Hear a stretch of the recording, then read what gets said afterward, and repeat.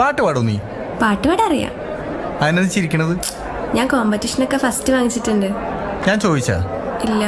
ഏത് പാട്ടാ പാടാ? മലയാളം വേണോ, ഹിന്ദി വേണോ, തമിഴ് വേണോ? ഇതെന്ത് കാസ്റ്റ്? മലയാളം മതി. പാടാം. താഴെ വേണോ, മോളി വേണോ? പിച്ചേ. മൊത്തത്തിൽ വേണ്ടി വരും. എനിക്ക് ഞാൻ എന്റെ ഫേവറേറ്റ് സോങ് പാടാം.